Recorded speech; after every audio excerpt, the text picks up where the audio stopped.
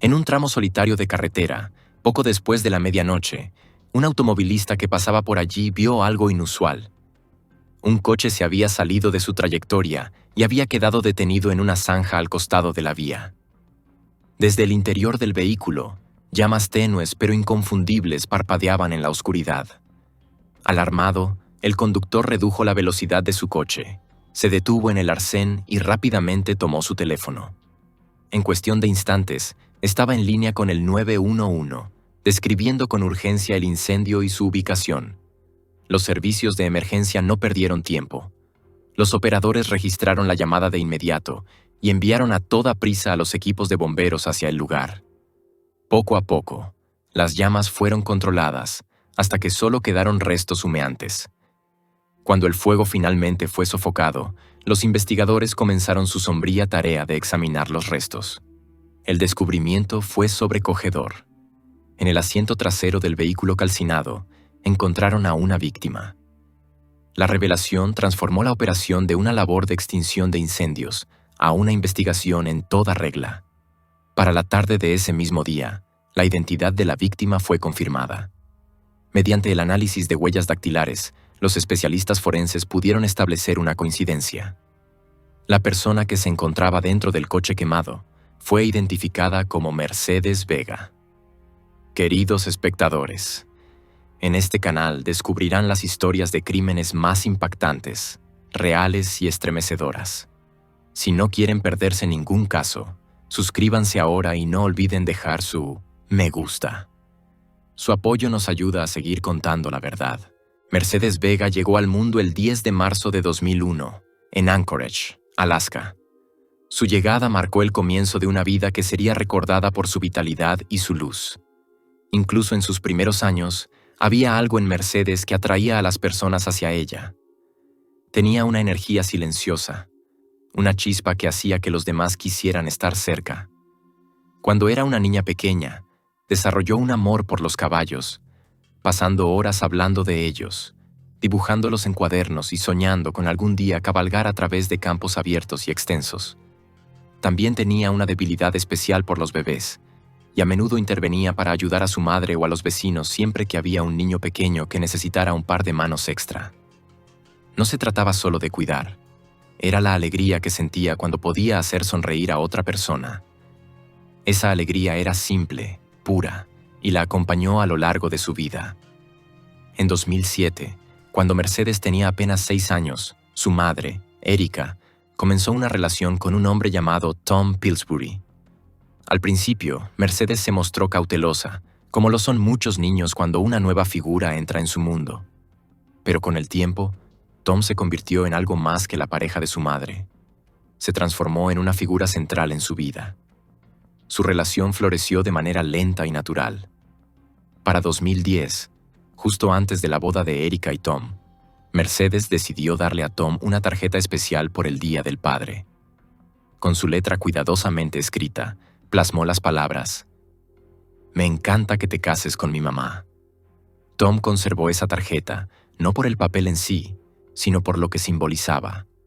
Un vínculo construido sobre la confianza, la calidez y un amor genuino.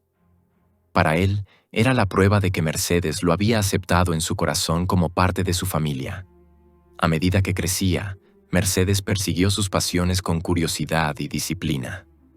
Tomó clases de violín, practicando con dedicación hasta que su música comenzó a llenar el hogar familiar con melodías profundas y ricas.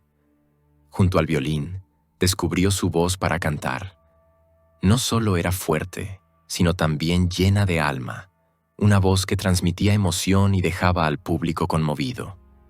Llegó a tener la confianza suficiente para cantar en público, incluso interpretando el himno nacional en eventos deportivos y ceremonias locales. Estas actuaciones no se trataban solo de mostrar talento, eran una forma de que Mercedes se conectara con su comunidad y compartiera una parte de sí misma con los demás.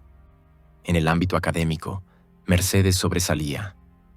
El trabajo escolar le resultaba natural. Los maestros solían describirla como inteligente, concentrada y con un gran deseo de aprender. De manera constante obtenía calificaciones perfectas, prueba tanto de su habilidad natural como de su determinación por triunfar. Sus ambiciones no se limitaban a las aulas y los libros. También se convirtió en una nadadora fuerte, desarrollando una conexión casi espiritual con el agua. Mercedes solía decir que sentía que su alma pertenecía a Hawái, un lugar donde el océano podía abrazarla por completo. El mar reflejaba su naturaleza, vasto, libre y eternamente vivo. Su vida familiar en Santan Valley, Arizona, moldeó gran parte de quién llegó a ser. Erika y Tom crearon un entorno afectuoso que permitió que Mercedes creciera con confianza y humildad al mismo tiempo. Erika solía describir a su hija como ingeniosa y elocuente, alguien que podía hacer amigos con facilidad, pero que también sabía defender su postura. Mercedes también tenía un lado juguetón, era bromista y disfrutaba de la risa tanto como de las conversaciones serias. Su risa era inolvidable, de esas que llenan una habitación y hacen que todos los demás se rían también, incluso si no saben cuál es el chiste. Llevaba consigo una autenticidad inquebrantable, nunca se disculpaba por ser quien era, y al hacerlo, les daba a los demás permiso para ser ellos mismos también. Al llegar a sus primeros años de adultez, Mercedes dio el paso hacia la vida adulta con independencia y determinación. Se mudó a Tempe, Arizona, y se estableció en los apartamentos Aubrey. Allí comenzó a construir una vida bajo sus propios términos. Para mantenerse, aceptó un trabajo como bailarina en un club de Phoenix, trabajando varias noches a la semana. Para Mercedes, ese trabajo era un medio para un fin. Tenía sueños más grandes. Sueños de abrir su propio gimnasio y convertirse en entrenadora personal. Le apasionaba el acondicionamiento físico, no solo para ella misma, sino por la forma en que podía empoderar a los demás. Su objetivo era claro. Quería ayudar a las personas a volverse más fuertes, tanto física como mentalmente. Pero la vida también puso a prueba su fortaleza.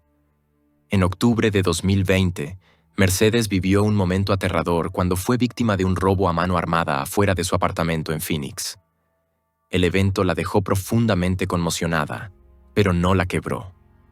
En lugar de eso, decidió mudarse a Tempe para comenzar de nuevo, con la esperanza de dejar atrás las sombras de aquella noche. Cuando la policía investigó, Mercedes hizo todo lo que estuvo a su alcance para ayudar. Identificó a un sospechoso en una rueda de reconocimiento y dio una declaración detallada sobre el impacto del delito en su vida como víctima. No fue fácil revivir la experiencia, pero mostró una fortaleza extraordinaria. Para ella, sobrevivir significaba no permitir que el miedo dictara su futuro. Esa decisión, esa resiliencia, decía mucho sobre quién era ella. Al acercarnos al punto de inflexión de su historia, llegamos a un domingo de abril de 2023. A simple vista, era un día ordinario, no diferente de muchos otros. Era el 16 de abril, y Mercedes, entonces de 22 años, estaba viviendo su vida en Tempe.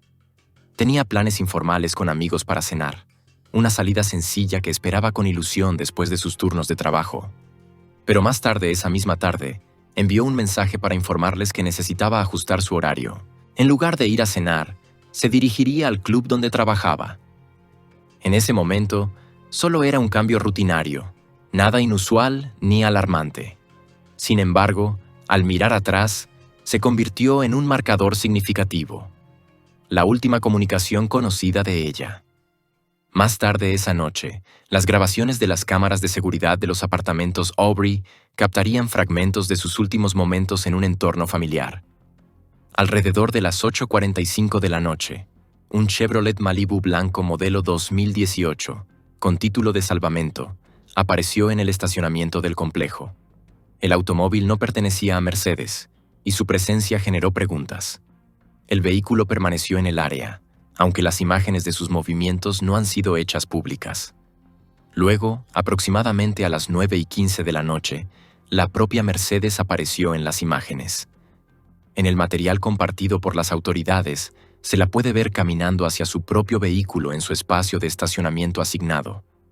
Se movía con confianza, como alguien que está cerrando otro día normal. Ella no podía saberlo, pero ese momento, registrado por una cámara silenciosa, sería el último vistazo público de su vida tal como la conocía. Las pruebas recuperadas posteriormente en el lugar comenzaron a contar una historia, reconstruida lentamente mediante un análisis cuidadoso.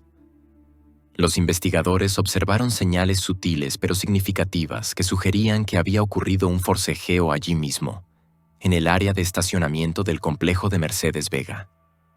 Se encontraron rastros de su ADN tanto en su espacio de estacionamiento asignado como dentro del área del pasajero de su automóvil. Estos detalles indicaban que algo repentino y violento había interrumpido su rutina nocturna. Un acontecimiento que la sacó del curso normal de su vida y la llevó a una situación completamente fuera de su control. Los minutos siguieron avanzando, y la secuencia de movimientos se volvió más clara gracias a las cámaras de seguridad de los alrededores.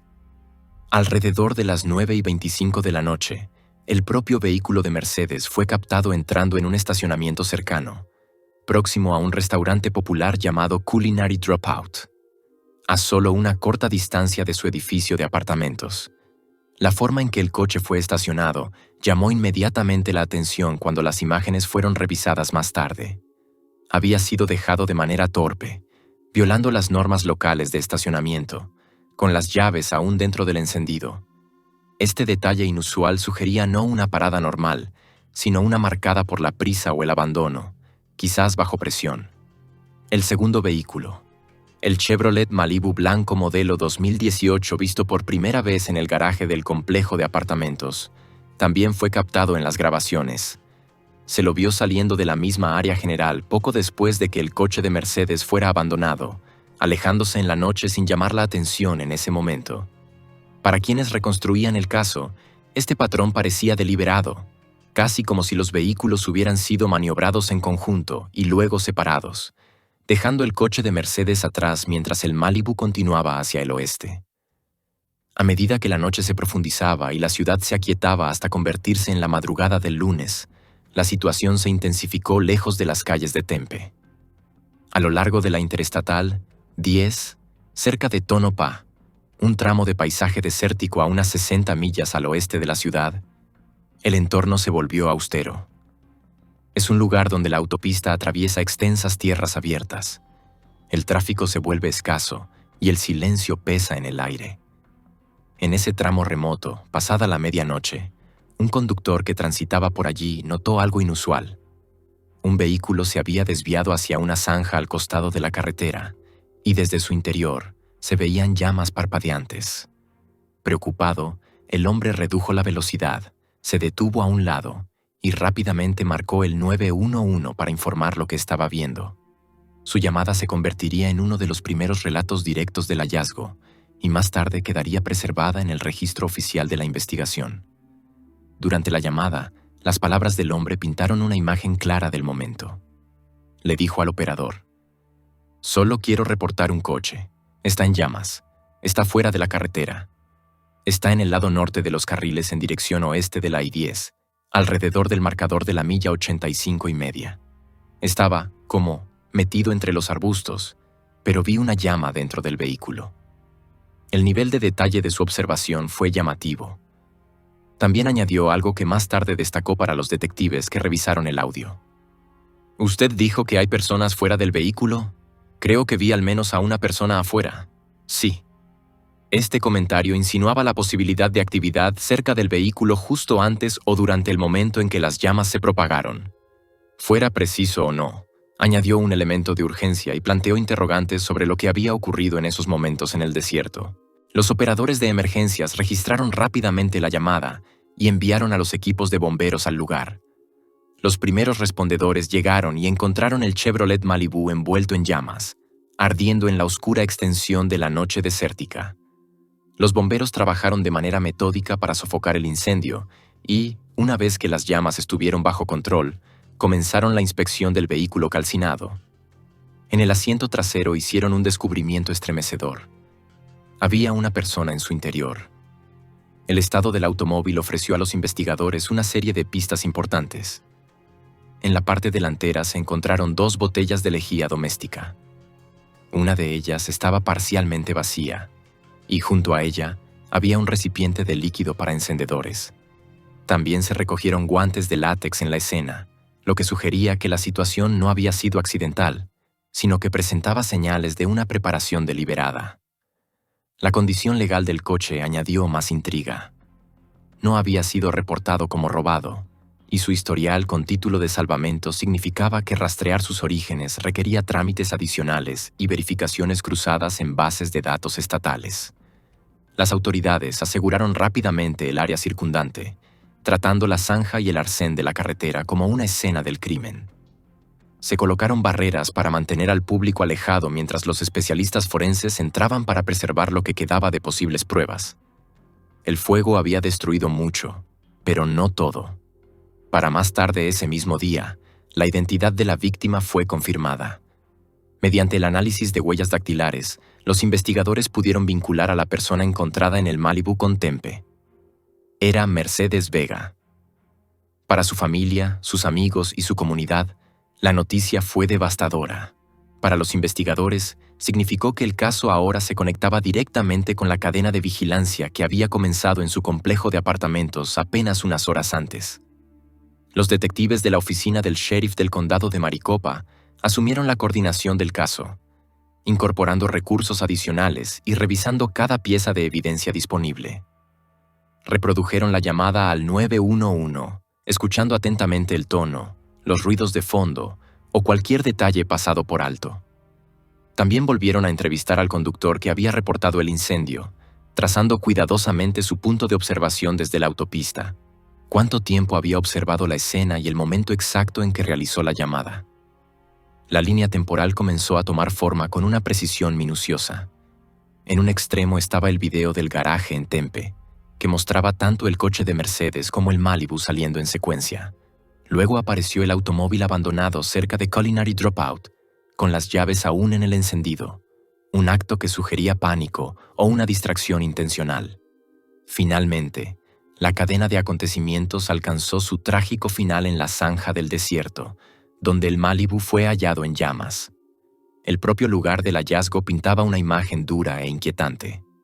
El Malibu estaba inclinado en un ángulo extraño dentro de la zanja, con su estructura ennegrecida por el fuego. El asiento trasero presentaba los daños más severos, mientras que en la parte delantera se encontraban las botellas de lejía y el recipiente con líquido inflamable, pruebas que indicaban con fuerza el uso de acelerantes. Los equipos forenses recogieron los guantes, revisaron los envases y comenzaron a procesar las cenizas y los restos en busca de cualquier cosa que pudiera haber sobrevivido al fuego. Huellas dactilares, rastros de ADN o residuos químicos. Las cámaras de tráfico a lo largo de la interestatal también se incorporaron a la investigación. Analistas revisaron horas de grabaciones, cuadro por cuadro, para determinar si el trayecto hacia el oeste del Malibu había sido captado en algún punto.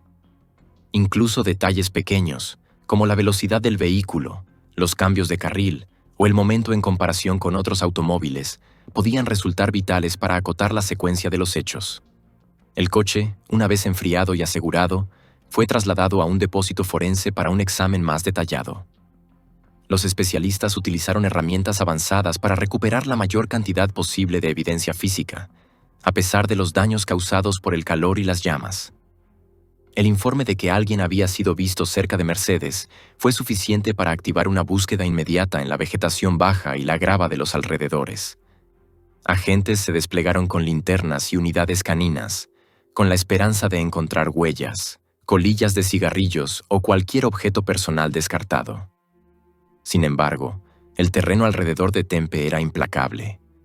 Tierra compacta interrumpida por rocas dispersas y arbustos espinosos. Ese tipo de suelo dejó a los investigadores con casi nada en cuanto a impresiones visibles, lo que dificultó seguir cualquier rastro. Aún así, documentaron cada parche de tierra removida y embolsaron incluso los objetos más pequeños, con la esperanza de que alguno pudiera proporcionar una pista más adelante. Paralelamente a estas búsquedas terrestres, los detectives solicitaron los registros del teléfono celular de Mercedes para reconstruir sus últimos movimientos, buscando la última señal que pudiera anclar su ubicación en el tiempo. Al mismo tiempo, el interior de su automóvil fue examinado hasta el más mínimo detalle, desde las fibras de los asientos hasta las manchas en las ventanas. Esa misma noche, mientras la investigación se intensificaba, el mundo de la familia Pillsbury estaba a punto de derrumbarse. Alrededor de las 7 p.m., los padres de Mercedes, Erika y Tom, Acababan de regresar a casa de unas vacaciones en el Caribe, todavía bronceados y relajados, sin ser conscientes de la tormenta que los esperaba. Un golpe en la puerta principal lo cambió todo. 2 oficiales uniformados estaban en el porche, con expresiones sombrías. Preguntaron si Mercedes vivía allí, y cuando Erika lo confirmó, con la voz inquieta, les pidió tranquilización. «¿Está bien?», repitió más de una vez. La vacilación en su respuesta le dijo la verdad antes de que llegaran las palabras. Su hija ya no estaba. Más tarde, Erika describió ese momento como uno en el que sintió que su propia alma era arrancada de su cuerpo. Para Tom, el recuerdo de esa noche quedó igualmente grabado en su mente. Una ruptura impactante en lo que había sido un día completamente normal solo unas horas antes. Su última llamada telefónica con Mercedes, alegre y rutinaria mientras aún estaban de viaje, ahora parecía un regalo final que no habían sabido apreciar. A pesar del dolor aplastante, Erika y Tom se vieron empujados al papel de testigos. Lograron recomponerse lo suficiente como para compartir cada detalle que recordaban sobre las rutinas de Mercedes, sus hábitos e incluso pequeñas peculiaridades, cualquier cosa que pudiera ayudar a los investigadores a esbozar qué la sacó de la aparente seguridad del garaje de su complejo esa noche. Los detectives de la oficina del sheriff del condado de Maricopa comprendieron desde el inicio que el caso era inusual. Mercedes no había desaparecido sin dejar rastro. Había sido sacada de un lugar que debería haber sido seguro y posteriormente encontrada en un vehículo calcinado a aproximadamente 60 millas de su hogar. Esa distancia por sí sola planteaba preguntas difíciles. ¿Por qué fue llevada hasta allí y quién pudo haber organizado un traslado así sin llamar la atención en el trayecto? Los meses que siguieron pusieron a prueba la resistencia de todos los involucrados en el caso. Lo que comenzó con urgencia terminó ralentizándose hasta el ritmo minucioso del trabajo forense. Los especialistas examinaron la carcasa carbonizada del Malibu de Mercedes, recogiendo incluso las partículas más pequeñas. Revisaron las cenizas a mano, con la esperanza de recuperar huellas dactilares, ADN u objetos personales pasados por alto. Cada fragmento fue catalogado, aunque el progreso se sentía desesperadamente lento. Los detectives sabían que las respuestas podían estar enterradas entre los restos, pero también sabían que podrían pasar meses antes de que los resultados de laboratorio revelaran algo de verdadero peso. El informe oficial de la autopsia, realizado por el forense del condado de Maricopa, no se publicó hasta octubre de 2023, 6 meses después de que se encontrara a Mercedes. Ese retraso en los hallazgos formales pesó enormemente sobre su familia y frustró a la comunidad en general que seguía el caso. Durante más de un año, las actualizaciones públicas fueron escasas, dejando a amigos, compañeros de trabajo y seguidores en suspense. Mientras la oficina del sheriff aseguraba al público que el trabajo continuaba, muchos temían en silencio que el caso pudiera caer en la estagnación. Los investigadores regresaron a las personas que conocían mejor a Mercedes, trazando cuidadosamente sus patrones diarios. Sus padres enfatizaron su independencia, su amor por su trabajo y la ausencia de conflictos evidentes. Pero también recordaron a los detectives un suceso anterior que había proyectado una larga sombra sobre su vida. Era imposible, dijeron, ignorar el robo a mano armada en Phoenix en 2020. Ese evento había sido más que un susto. Fue el catalizador que la impulsó a mudarse a Tempe en busca de seguridad. El 12 de octubre de 2020, alrededor de las 5 de la mañana, Mercedes regresaba a su apartamento en Phoenix, cuando un hombre la confrontó fuera del edificio. Exigió sus pertenencias y huyó con dinero en efectivo y objetos personales. Aunque no sufrió daño físico, el impacto psicológico perduró. Mercedes cooperó plenamente con la policía, participando en una rueda de reconocimiento e identificando a un sospechoso llamado Cujo Young. Más tarde dio una declaración sobre el impacto de la víctima, explicando cómo el robo había alterado su sensación de seguridad. Lo que siguió fue un proceso legal agotador que se extendió durante años. Young enfrentó cargos por robo a mano armada con un arma mortal, pero su caso se retrasó con no menos de 18 aplazamientos. Abogados iban y venían, negociaciones de culpabilidad eran aceptadas y rechazadas, y el reloj legal se extendía interminablemente. Cada reinicio significaba que Mercedes debía prepararse nuevamente para la posibilidad de testificar en el tribunal. A principios de 2023, su fecha de juicio se fijó para el 17 de abril. Los registros muestran que se esperaba que testificara contra Young, posiblemente el mismo día en que se encontró su cuerpo, aunque algunos relatos sugieren que podría haberse programado el día anterior a su desaparición. El momento era impactante y no podía ser ignorado. Los miembros de la familia se preguntaban en voz alta si su testimonio próximo la había puesto en peligro. Erika, en particular, expresó su profunda frustración en entrevistas con los medios, creyendo que el motivo de la muerte de Mercedes radicaba en silenciarla antes de que pudiera declarar. Por su parte, el sargento Joaquín Enríquez sostuvo públicamente que su unidad trataba cada investigación con imparcialidad, independientemente de la profesión o el trasfondo de la víctima. Rechazó cualquier sugerencia de que el caso se había retrasado porque Mercedes trabajaba en un club, enfatizando que a todas las víctimas se les otorgaba la misma seriedad. Aún así, persistieron susurros de parcialidad, dejando a la familia con dudas sobre si la urgencia había sido comprometida. Amigos y colegas del club describieron a Mercedes como confiable, amistosa y consciente de la seguridad, especialmente después de su trauma de 2020. Recordaban que era cautelosa, revisando a menudo su entorno y compartiendo sus planes con amigos cercanos. La noche de su desaparición, había aceptado cubrir un turno de último minuto. Nadie recordó que mencionara discusiones, amenazas o encuentros inusuales.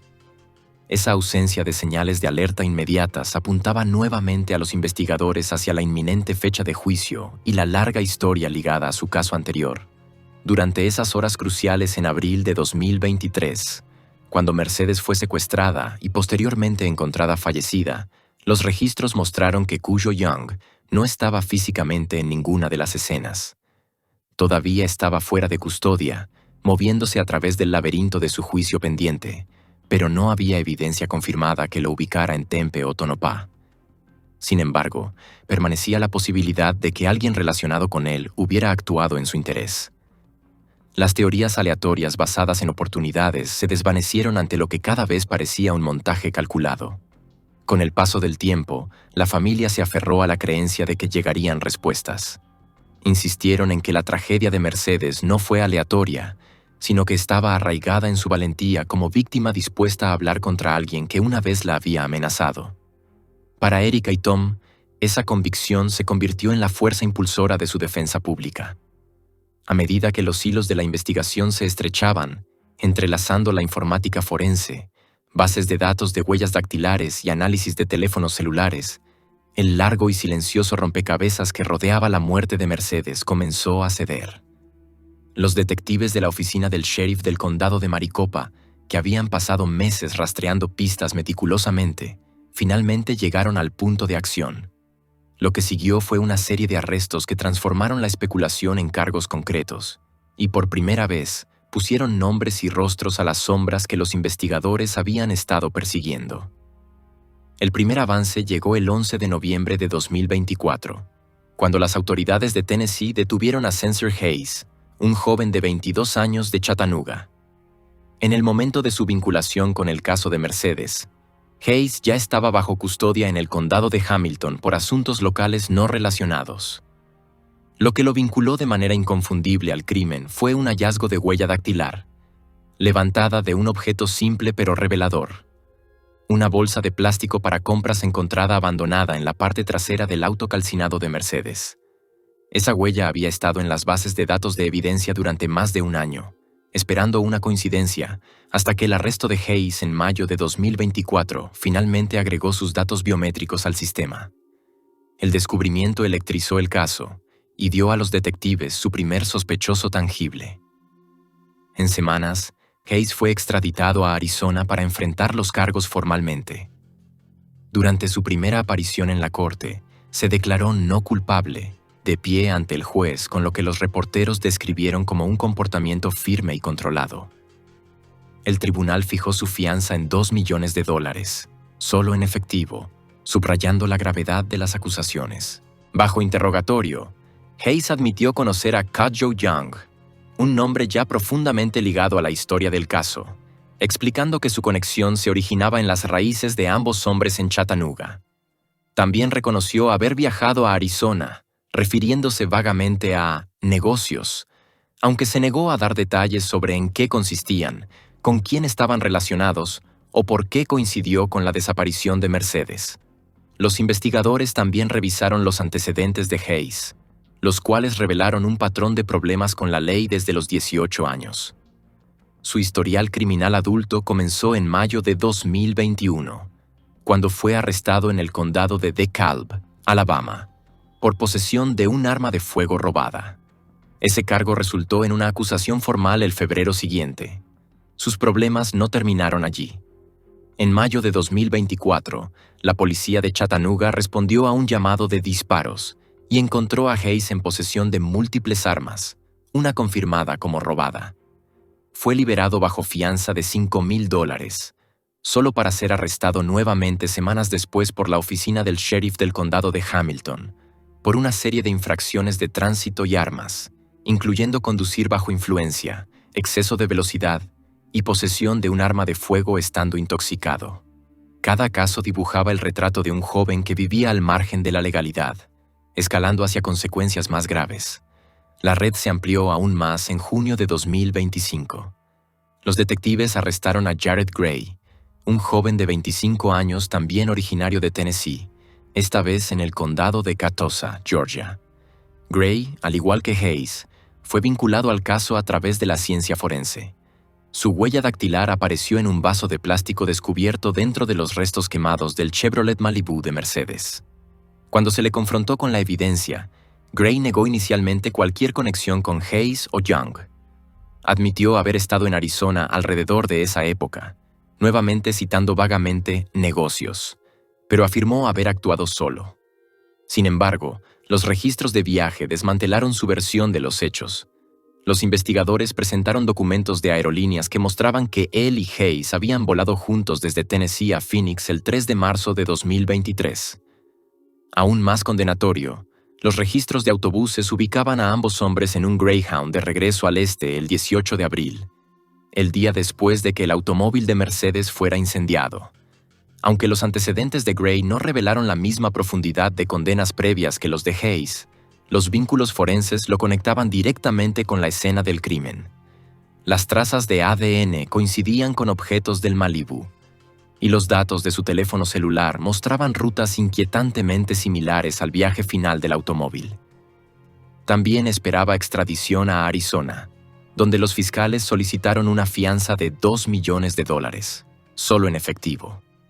Su defensa no ofreció explicación inmediata para la evidencia forense, dejando sus negaciones cada vez más huecas. La cadena de responsabilidad se cerró aún más el 24 de julio de 2025, cuando un gran jurado del condado de Maricopa acusó a Cudjoe Young, de 29 años, largamente sospechoso de estar en el centro de la tormenta. En ese momento, Young ya estaba bajo custodia por una orden no relacionada. Su comparecencia ante el tribunal días después atrajo una atención significativa, ya que declaró ante el juez que se representaría a sí mismo durante los procedimientos del juicio. Cuando se le advirtió que sería sujeto a los mismos estándares que un abogado licenciado, Young respondió simplemente, «Sí, señor». Él también se declaró no culpable, y su fianza se fijó en $2 millones, solo en efectivo. El nombre de Young tenía un peso particular en el caso. Era la misma persona que Mercedes había identificado valientemente en el robo a mano armada de 2020 que la había obligado a desarraigar su vida y mudarse a Tempe. Ese robo, que ella había esperado ver procesado en la corte, ahora se presentaba como un escalofriante preludio de los eventos de abril de 2023. Cada uno de los 3 hombres enfrentaba una serie de cargos graves. Para Hayes, los fiscales presentaron cargos por asesinato en primer grado y señalaron su intención de buscar la pena de muerte, citando circunstancias agravantes, la crueldad calculada del crimen y el motivo de silenciar a un testigo clave en un próximo juicio. Gray enfrentaba múltiples cargos, incluidos asesinato en primer grado, secuestro, robo a mano armada y hurto. Young, aunque no estaba vinculado por huellas dactilares ni ADN, estaba acusado como el arquitecto de la conspiración. La narrativa emergente sugería que el motivo se centraba en silenciar a Mercedes antes de que pudiera testificar. Los fiscales argumentaron que Young orquestó el plan, aprovechando sus vínculos con Hayes y Gray para asegurarse de que la amenaza en su contra en el tribunal desapareciera. Los registros judiciales revelaron un rastro.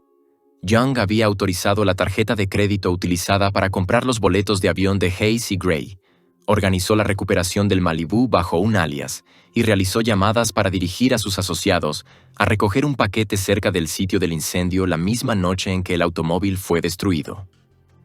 Para la familia Vega, estas revelaciones fueron tanto validadoras como devastadoras. Confirmaron lo que Erika había temido durante mucho tiempo, que la muerte de su hija no fue aleatoria, sino vinculada a su valentía al enfrentarse a la intimidación años antes.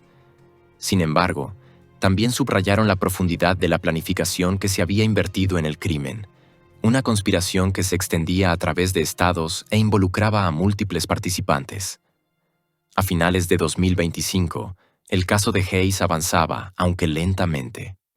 Después de su declaración inicial de no culpable y su extradición, los fiscales presentaron formalmente en mayo de 2025 su intención de buscar la pena de muerte. El proceso legal, sujeto a mociones, descubrimiento de pruebas y salvaguardas constitucionales, prometía ser largo. El equipo de defensa de Hayes respondió con determinación durante una serie de audiencias de Estado, desafiando repetidamente la decisión de la Fiscalía de buscar la pena de muerte. Sus abogados argumentaron que el Estado estaba excediéndose, especialmente cuando, a su parecer, el vínculo forense más destacado, la huella dactilar en la bolsa de supermercado recuperada del Malibú quemado, era circunstancial más que una prueba definitiva de participación directa. Sugirieron que dicha evidencia podría haberse dejado de manera inocente, antes de cualquier crimen alegado o incluso manejada de manera incorrecta durante el largo periodo entre su recolección y la eventual coincidencia en la base de datos. Estas mociones y contraargumentos subrayaron la atmósfera de alta tensión en la sala del tribunal, donde cada lado luchaba por enmarcar la narrativa de lo que realmente significaban las pruebas. Una fecha tentativa para el juicio se había fijado originalmente para el 31 de julio de 2025. Pero, como suele ocurrir en procedimientos complejos de homicidio, el calendario se desplazó. Los registros judiciales confirmaron que la fecha se pospuso, citando descubrimiento en curso, mociones previas al juicio y el volumen de análisis forense aún en disputa. En su lugar, la siguiente audiencia importante de Estado se programó para más adelante en el año. Aunque los retrasos frustraron a muchos, especialmente a la familia de Mercedes, los expertos legales recordaron a los observadores que tales aplazamientos eran típicos en casos capitales, donde los riesgos requerían una preparación exhaustiva por ambas partes. Mientras tanto, el camino de Jared Gray a través del sistema de justicia avanzaba aún más lentamente. Tras su arresto en Georgia en junio de 2025, permaneció detenido con una fianza de $2 millones a la espera de extradición a Arizona. En respuesta, la defensa de Gray presentó mociones en sus audiencias en Georgia, señalando su intención de impugnar ambos puntos.